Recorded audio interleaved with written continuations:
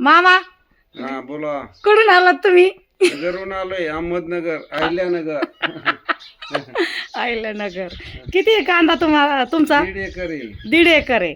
किती दिवस झाले लागवड केलेली? आता 1.25 महिना झाला समजा. ते लागवड नाही, ही पेरलेलं आहे. पेरलेला आहे.